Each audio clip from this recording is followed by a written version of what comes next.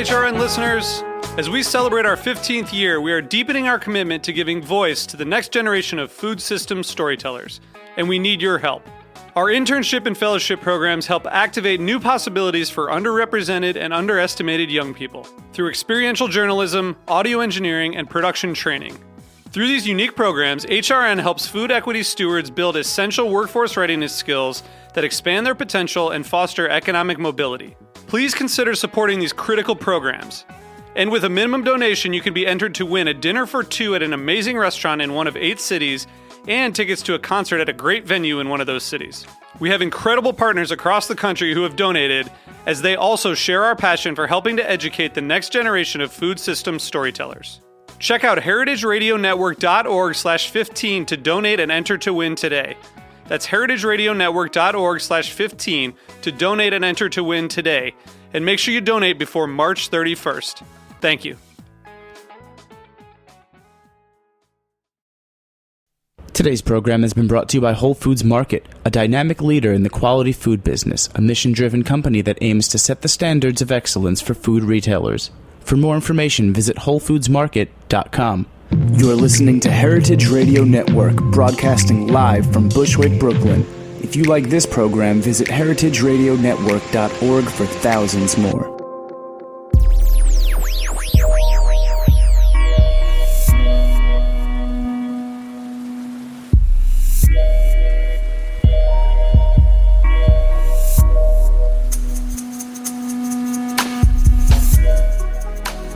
All right, thanks for tuning in. You're listening to the Heritage Radio Network. This is the Farm Report, and I'm your host today, Erin Fairbanks. We are coming to you live from the back of Roberta's Pizza in beautiful Bushwick, Brooklyn. And today on the Farm Report, we're going to be talking the law. We are in the studio with Jason Foscolo, who is a practicing attorney in the state of New York with a focus on food law. Jason, welcome to the studio. Thank you very much. So, in your bio here, it says you work primarily with farmers and food entrepreneurs. And I'm just curious, why do farmers need a lawyer?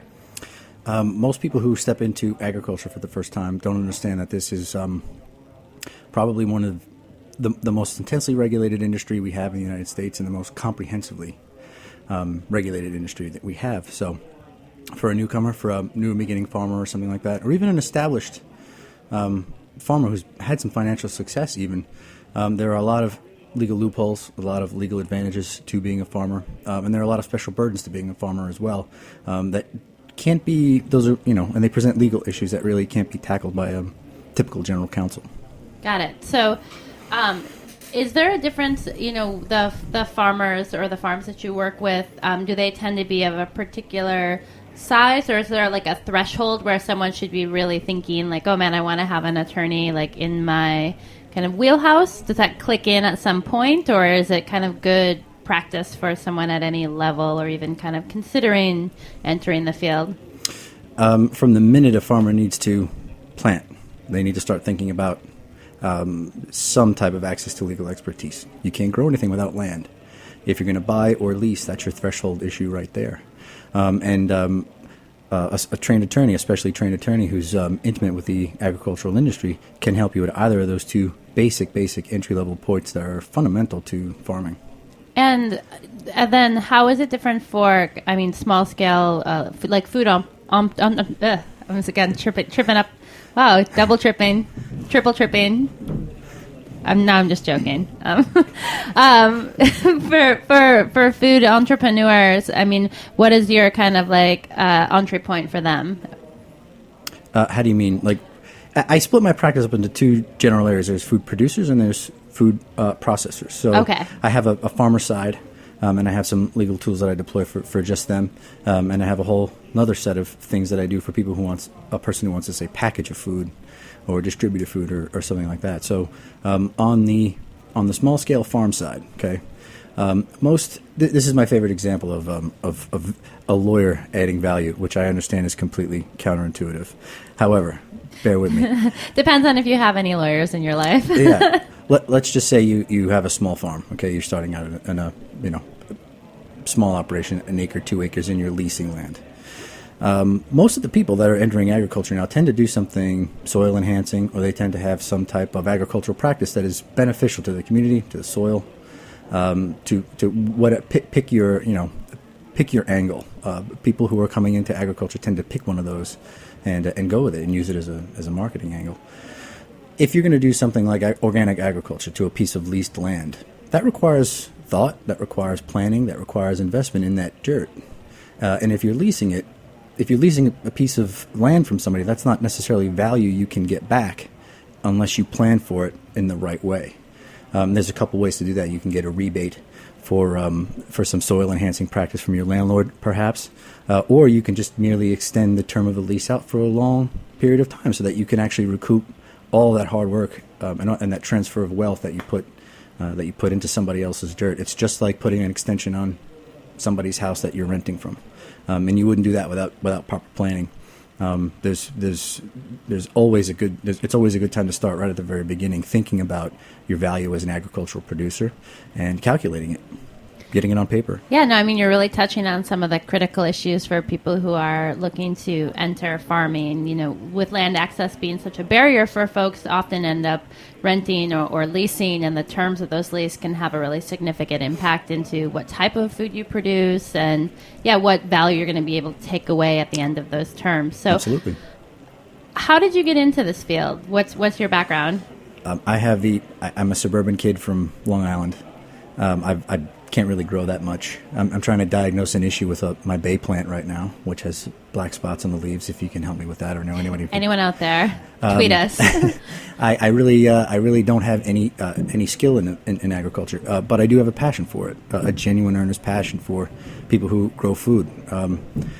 And I'll tell you this: I like the clients. I like the clients a lot. I can say that, and I don't think my criminal attorney colleagues can say something like that, but these are good people that I get to work with. They have good hearts, and they're generous, and they are innovative and very smart. And it's a real pleasure for me to get myself into this industry where I can be around such talented, creative, and passionate people. Now, you went to the University of Arkansas, and Yes, they have a program there in agriculture and food law. Is that typical of law schools? No, that's the only one in the country that has that LLM program. It's an agricultural extension school, so it's very technical, and it's kind of nonpartisan, kind of non-biased. They are open to all types of agricultural practices, commodity agriculture, as well as any other kind of alternative practice that you could imagine. And they really gave me a set of tools that I could hit the ground running with as soon as I left the program and start representing people, start giving people advice on how to do stuff, how to improve their businesses. I could not do what I do without that program. That is the best. That's the best educational experience I ever went to. It immersed me in a completely new culture and a completely new industry. And when I did set out, I felt capable of doing that. They get that program basically took a suburban kid who spent 5 years in the Marine Corps and turned me into someone who could actually add value to anybody's agricultural operation or food business. So, one of the interesting things, I feel like friends of mine who are in the legal field, they feel like they've gone to law school to essentially learn this second language, learn how to kind of speak the law, understand the law. But you ultimately learned how to speak the law, but then also speak food or speak farm talk, which I think I've found personally, speaking with farmers and understanding those issues can oftentimes feel similarly like delving into this whole other kind of culture, language world. And I'm curious, can you give us an example of some of the classwork, the coursework that they provided for you at the school that kind of lined you up for the work you're doing now? Yeah, sure. I don't want to get too technical on you, but all pork in America is basically grown on contract. They have a big company like Smithfield Pork, and they tell a farmer, here's some piggies. I want you to babysit them. We'll come back when they're mature, and we'll harvest them. That's kind of like a command. The company gets to command production, okay? That's a good model for creating efficiencies. The way a large pork producer, does come up with some inequities, let's just say, to be polite, not to put too fine a point on it. But you could take that same model, that same contracting model, and pass it off onto someone who's raising pork on pasture. You could create an efficiency that way. You could have a person who's got a really good breed, say, and a really good formulation for growing quality pork that other people want. You can get them to expand that business on that model without having to invest in more land or lease more land or purchase more land. It's a really innovative way to order food to be produced with a very, very low capital threshold, which is that's the magic formula to me. Not all the other attendant horrors of commodity production necessarily, but that's a good idea. That kernel of an idea is a very good one, and it can be applicable to any alternative producer. The kernel of the idea being the contract model, something like a simple, mundane contract can be a really effective tool to order really good food to be made. It's something that the commodity industry created or thought of, and their lawyers did that. And you could take that model and graft it onto a different agricultural practice and yield a much more beneficial result. So why do you think people or more people aren't doing that? This is I don't have a brand of food law. You know, if you started a cookie company, you wouldn't call, I got to call a food lawyer. Mm-hmm. So I think that's a temporary issue. I think that's the reason why more people aren't doing it. It's a new thing. I'm one of the few attorneys trying to push those services out to alternative producers, and it'll just take a little time. But I know, over a longer period of time, I'm absolutely certain they will see the value in treating this industry as a sophisticated industry that it really is, and they'll start deploying some of these tools. And not just me. There's special accountants that specialize with rural businesses. They'll start delving into these other professional services as well as time goes on, and there's more people come into the culture. So you kind of hear about or think about in the kind of large scale commodity model, there is this kind of idea that there are these group of big farmers, business owners that are protected by this line of fancy lawyers who are out there to kind of protect them. I mean, essentially that's their job. Now, are those type of attorneys going through a similar training that you went through, or when you're at that kind of scale of production, is that a kind of a different style of law or practice than what you're working on? That's a pretty astute question. The laws that we have that regulate food and food production and food sale, they really were never written to scale. They were always written with the large corporation in mind. But some of the special benefits, for example, like farmers have their own bankruptcy code. You and I have one, farmers have their own. That was written for, larger family farms in the Midwest, but it's perfectly applicable to someone if they meet the minimum requirements who's growing on a rooftop here in Brooklyn. So we do have all these special laws. And for 50 years we've had nothing but consolidation in food distribution and production. So it was just written with those types of producers in mind. But anybody who's in agriculture now can take the benefit of those protections. Absolutely. So essentially, it sounds like you exist to demystify some of those processes. Yeah. So what about cost? I mean, one of the things you look at in farming is kind of the inputs and outputs of your farm and wanting to be able to control your costs and be super efficient. So I think there's a real kind of history and like a industry imperative to do kind of everything by yourself. Mm-hmm. And I think you're essentially posing that folks should outsource some of these tools or should bring someone else in to help them make some of these decisions. But how do they, what can they expect from a cost perspective, bringing someone like you into their realm, as a percentage, maybe not as a dollar amount, but like what's the kind of return on investment that they can expect from using services that you would provide or engaging you in some of those decisions? Using a professional service gives you an incremental advantage. It's a good habit to get into. Everyone's going to start off with an acre. They're going to move up, and eventually, hopefully, all of their income will come from their agricultural activity. So it's important to set the expectation right. I don't save the day. An accountant's not going to save the day. They're going to make you a few dollars here. I'm going to protect you from a risk there. But it's just a good habit to get into.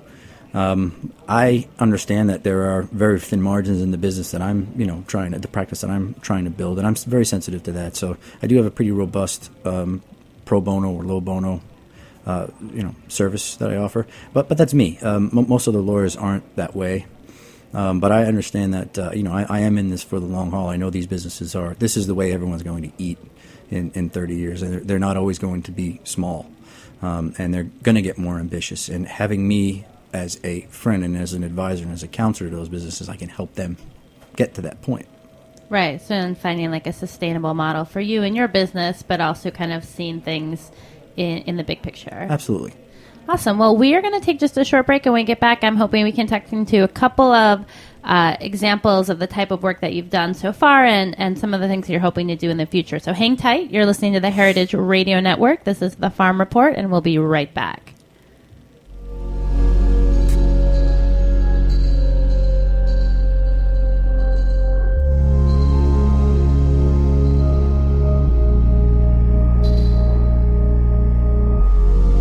You're listening to Jade Jones, produced by Heritage Radio Network's own Jack Inslee on the heritageradionetwork.org. Come over here, I'll hold you a little bit closer, make you feel good.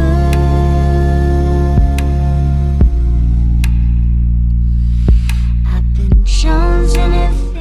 Today's program has been brought to you by Whole Foods Market. Did you know that pollinators are needed for more than 2/3 of the world's crop species? Most of these pollinators are bees. However, North America's bee population has been steadily declining since the 1990s. Whether you live in the country or the city, you can show your commitment by hosting a hive in your backyard or even on a rooftop. The beekeeping movement is growing, so you're sure to find swarms of folks who can help you find your way. Learn more about the ways you can help be the solution at WholeFoodsMarket.com/sharethebuzz.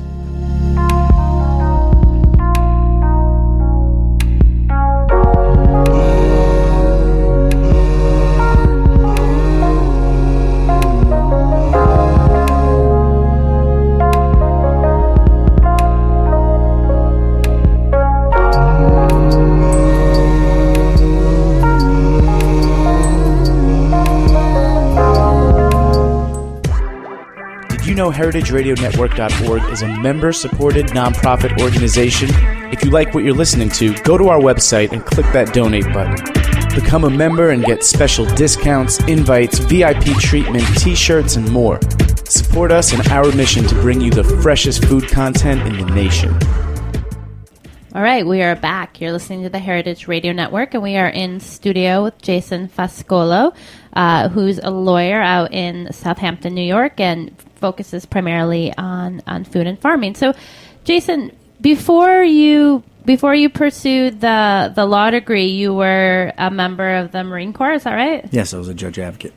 What is a judge advocate? A judge advocate is a lawyer who's in the Marine Corps, a uniformed officer, who represents either the military. They have lawyers too. You know, they have environmental laws in particular that they have to obey, and a judge advocate gives the commanding officer of the person you're working for advice on how to comply. But we also do criminal justice. That was where I learned how to litigate in criminal court. I lived in Japan for 3 years, and for 2 of those years I was a defense attorney. And when you were kind of abroad, did you get to tuck into any other types of like agricultural food production models or did you see things in your travels there that you kind of bring back or use in your work now? Absolutely. Well, it gave me that was the first time I'd ever lived and was immersed in another food culture. You know, I had done some travel before that, but I tended not to eat on base at all. I always went off base, and I always got lost. In a good way. And I remember my first month there, I was sitting in a small pub, and my eyes were tearing from the amount of smoke in this room. Where the food was being made right off of a wood-fired grill, and I thought that was really cool. That never happened here. We were always too sterile, too clinical about food here, and that was like my starting point to begin my real immersion. And I got to travel around a lot more, and I've seen a lot more other things that other food preparation techniques, let's say, that we're not we wouldn't see in the United States, and it was intriguing to me.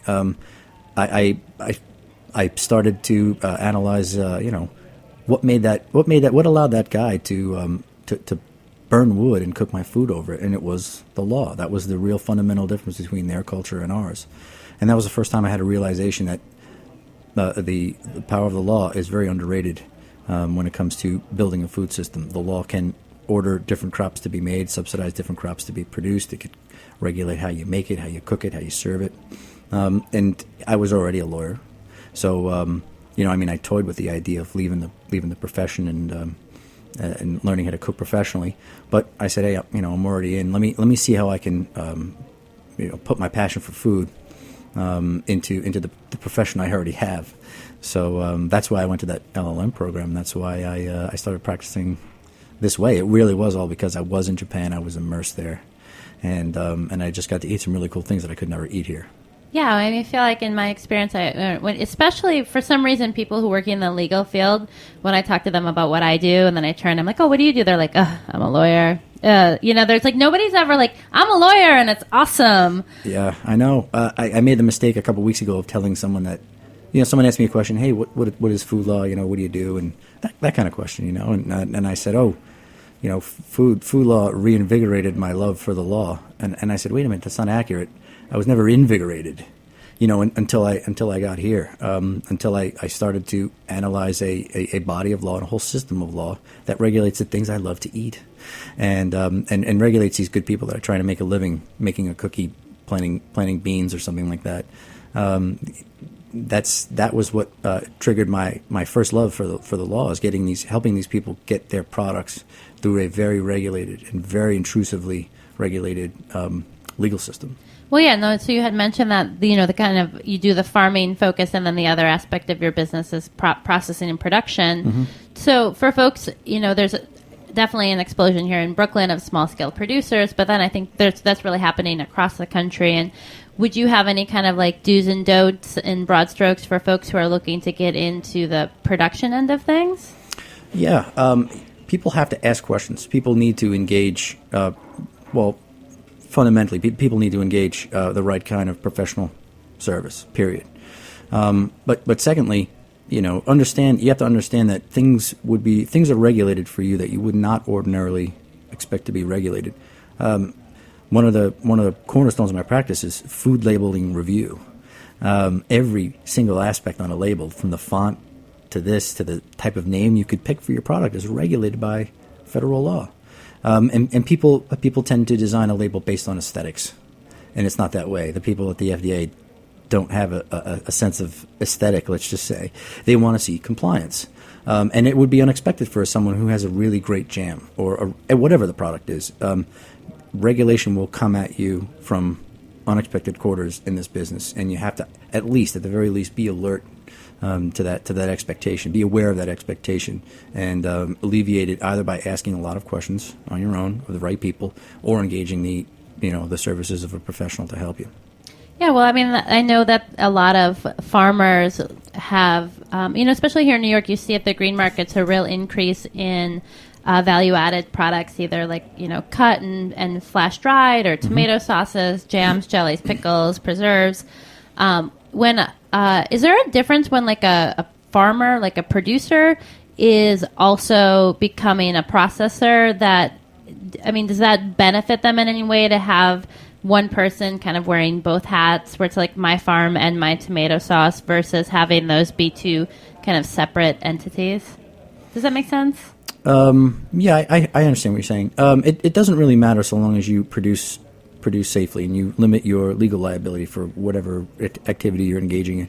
And in food, liability can come from a couple different places. It can come from the biggest liability for anybody, if you can something, or even if you grow something, is making somebody sick.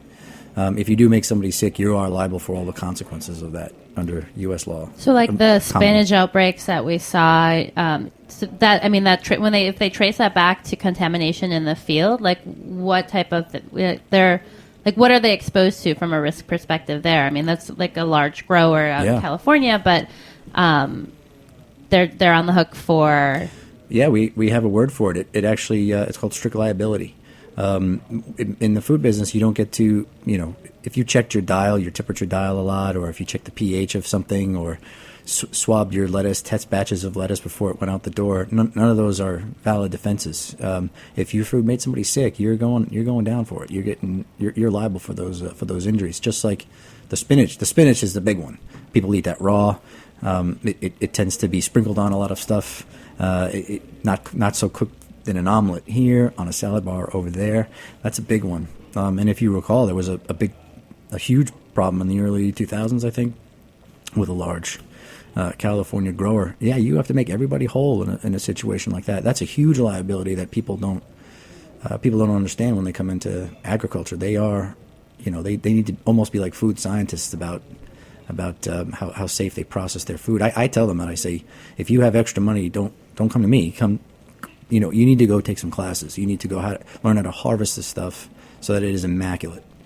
Because a foodborne illness case is an existential threat to any food business on this scale that you and I would be kind of familiar with. And how active? I mean, the world of kind of food law, farming law, in the realm of the law, is it a pretty dynamic and like ever changing thing, or has the law remained more steady than in other areas? That's an awesome question. We have a lot of change. We have a lot of churn in food law. The biggest thing for me, I'm still catching up on my reading for the Food Safety Modernization Act. The act was passed 2 years ago. The rules just are coming out now, and they released about, I think, cumulatively a little bit over 1,000 pages of new proposed regulations under that law. So I have to read all those, and I have to, as I'm going down the list, I have to say, okay, that's for this client. This I might want to bring up to this one. It is dynamic. It keeps me up at night reading away. Sure. And so I'm feeling a little. I guess if I'm a producer listening to the show right now, I'm feeling like a little overwhelmed. Like the sky is falling, and I have to be like really scared about all this stuff. But that's definitely not a vibe that I've gotten from producers in general. And is that because as a whole, they've been a lucky group, or what do you think as far as like as we move forward, is farming and food production going to become more and more litigious, or? It's plenty litigious as it is. I can only speculate on why the people on our scale, aren't more involved in it. It might be a traceability issue. We might not have the production capacity to potentially injure enough people so that it comes back to that source. So that might be part of the problem. But they might also very well be doing everything properly. I don't know. But what I do know is that when I deal with a very large food producer, they're extremely circumspect and extremely thorough, and they will put a lot of emphasis on food safety, far more than the people. I hate to say it. I hate to be impolite at anybody's expense, but they do put more attention on the pathogen control part than most people do who are just getting in. They just don't understand the economic impact that it can have and the legal implications of something like that. So the resources tend not. I understand that the resources are limited and they tend not to be there. But even when they do materialize, they go towards something else instead of fixing what you're already doing. Sure. And in the realm of agriculture, there's vegetable production, livestock, dairy. If I'm looking for like an easy entry point, from your perspective, where would you recommend people start? If I had, I probably can't give economic advice on that. Yeah. But I'll tell you, if I wanted to start a farm, and I'm thinking about it too, I would start either with eggs or vegetable production. I know they're both very tough and very challenging, but those would have a personal appeal to me. I pay. What do you pay for eggs? I pay about $8 a dozen out by me, and they're really good. I don't pay. I have between $4 and $6. Depending on which stand at the market I go to. When I'm feeling flush, $6. Not so flush, $4. That's a pretty good price, and that's a pretty decent product. And that has a decent yield on it. It has its risks, of course, but it's an emotional decision for me. That's probably where I'd start out. I think I would dig that. I think I'd be into that. So from a legal standpoint, you're not you wouldn't say that like something jumps out at you more than the other. If I had to make a food, I'd make something. I would definitely choose to make something that was cans sterilized. From a pure like liability perspective, that would be the easiest one. But I understand. I'm not trying to be a scold. That's not always the most fun. It's never the most fun. It's never the most fun. I know, but yeah, from a liability perspective, the more heat treated it is, the less memos I have to write. Got it. So, we are inundated here at the radio network with really dynamic young folks looking to kind of get into the world of food and find a career path. Do you see this field of food law as a way for people to have a professional degree, a professional career, and still maintain a connection to food? Or for people who are currently practicing law, is this something that they can transition into with ease? I don't know. I'm the LLM program I attended is the program that gave me the agricultural literacy that I needed to be able to feel comfortable. I needed to understand what people in this community need. I couldn't have done it personally. I couldn't have done it without it. But I do know plenty of people who haven't gone through a program like that, who are immersed in a rural community, who do know what that community needs, and they've learned it by trial and error. They learned it by a mentor. They've learned it just because that's what's talked about in that community. So that's another pathway to do it.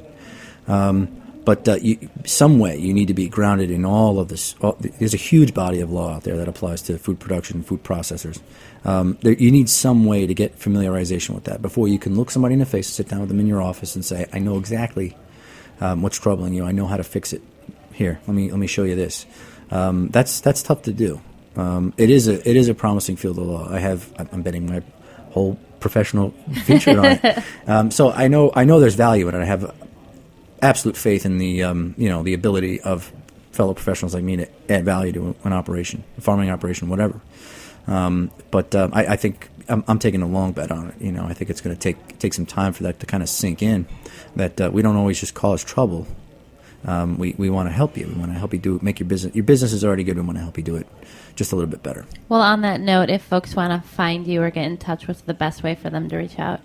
Website's probably the best way. www.foodlawfirm.com. Awesome. Well, Jason, thank you so much for joining us in the studio today. It's been really great talking with you. Yeah, thanks.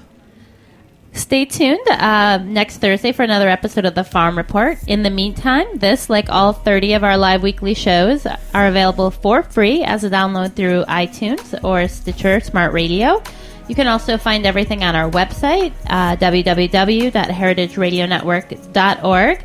We are a member-supported station. If you like what you hear, I hope you'll consider becoming a member by clicking that donate tab and joining today. Thanks so much for listening, and stay tuned in.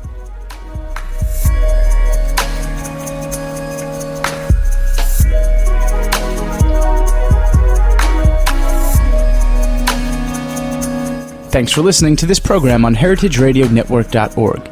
You can find all of our archived programs on our website or as podcasts in the iTunes Store by searching Heritage Radio Network. You can like us on Facebook and follow us on Twitter at @heritage_radio. You can email us questions at any time at info@heritageradionetwork.org. Heritage Radio Network is a nonprofit organization. To donate and become a member, visit our website today. Thanks for listening.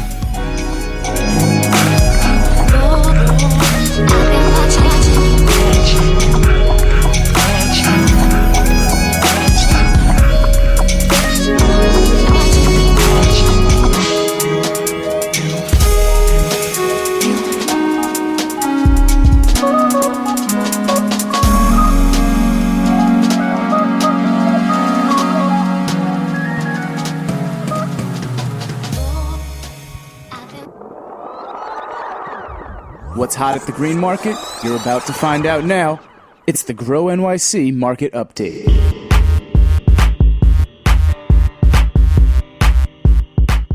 All right, thanks for tuning in to the Grow NYC Market Update. We are on the line with Publicity Coordinator Liz Carrillo, and we are continuing our tour of the city's markets. Liz, where are we heading today?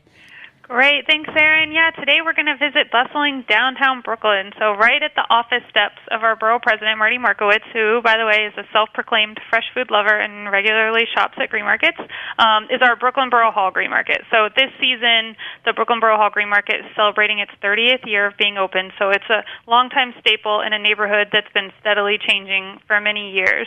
I love this space because not only is it a transportation hub, so you see all kinds of people, but mostly because it's the only market where we have so much space. A full market, lots of farmers there, but also lots of elbow room, which is a rare commodity at most green markets across the city, as everybody knows. The market's surrounded by multiple fountains. There is an adjacent corridor lined with benches that leads right into Columbus Park. Also, the local business improvement district provides us with tables and chairs for setting up in the middle of the market, so customers have a place to relax and visit with each other. The Brooklyn Borough Hall Market's open Tuesdays, Thursdays, and Saturdays year-round, so on the weekdays you'll see a lot of downtown commuters, people visiting the courthouse, but on Saturday you'll see a lot more families coming from surrounding residential neighborhoods to shop at the farm stands, drop off textiles for recycling, food scraps for composting, and all the services we provide at that market. Awesome. So when folks show up to do some food shopping, what can they expect to find? Who are the producers we should be looking for? Yeah, since the market's open 3 days during the week, there's a wide range of producers. What stands out to me is that there are a couple of our South Jersey farmers there, Phillips and Kernan Farms, meaning that our customers at Brooklyn Borough Hall get first dibs on spring produce as it's starting to arrive. They'll see asparagus and strawberries 1 to 3 weeks before a market that doesn't host a South Jersey farmer. Also attending all 3 days of this market is Wilco Orchards. They have a veritable array of farm products, orchard fruit and berries, vegetables, apple cider, baked goods, including their incredible apple cider donuts. And at this time of year, loads of potted plants and flowers to help get your garden growing.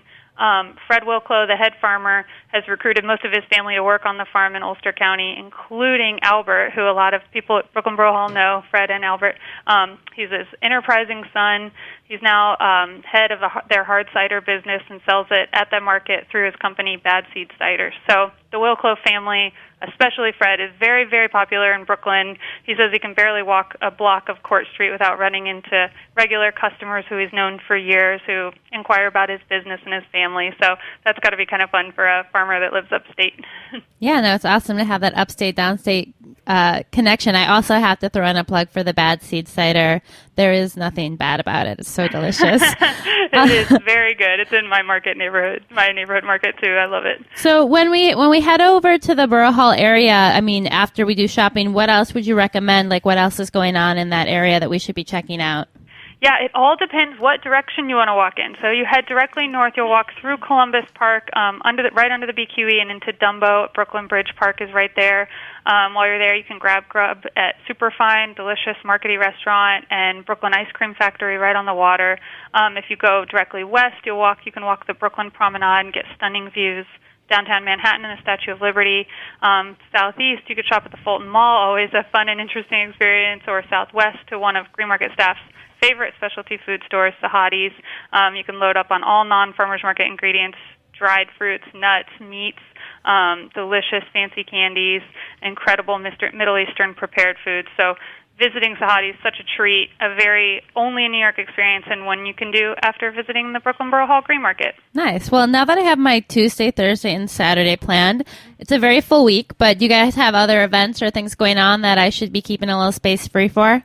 Yeah, so mostly what's happening right now for us is that spring is arriving daily at markets across the city. Asparagus showed up at market yesterday, so look for that rolling in over the next few weeks. Also ramps, green garlic, spring greens, lots of delicious forage foods out there, everything you need to get your spring detox on. But in terms of events, tonight NYU Wagner's hosting a panel series or a panel discussion called Local Governance and Food Systems at NYU. Kim Kessler, the food policy coordinator for the city, will be on the panel, someone from Brooklyn Food Coalition, so Nevin from the New School. So it's a really nice lineup of people talking about food systems. And coming up this Saturday, we're going to have 11 Madison Park at the market doing the book signing. with Elizabeth Jones, who's hosting Food Book Fair, of course. So she hosts all of our book signings in our markets, and we have a nice roster coming up for the season. So it's going to kick off this Saturday with 11 Madison there. So very excited to see them. And then I want to give a shout-out, one last thing, to Earth Days next week, and New School is hosting their outdoor pop-up sustainability classes Monday from 1 to 4 and Wednesday from 1 to 4 in Union Square, smack in the middle of the market. The grad students lead workshops throughout the day. So that's a really fun way for us to get people involved and celebrate Earth Day. Awesome. As a New School alum, I have to plug it as well. So thanks for giving us the update, and appreciate all the work you guys are doing. If folks want to find out more about what's going on at the markets, get info on cooking demos, book signings, giveaways, find out what growers at what markets, what days, definitely check them out at www.grownyc.org. You can also find them on Twitter, Facebook, Tumblr, whatever your favorite social media platform is. Make sure you're connected with the Green Market, and make sure you tune in next week for another update from Grow NYC.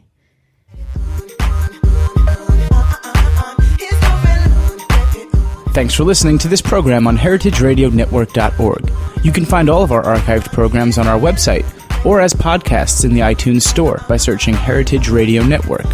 You can like us on Facebook and follow us on Twitter at @heritage_radio. You can email us questions at any time at info@heritageradionetwork.org. Heritage Radio Network is a nonprofit organization. To donate and become a member, visit our website today. Thanks for listening.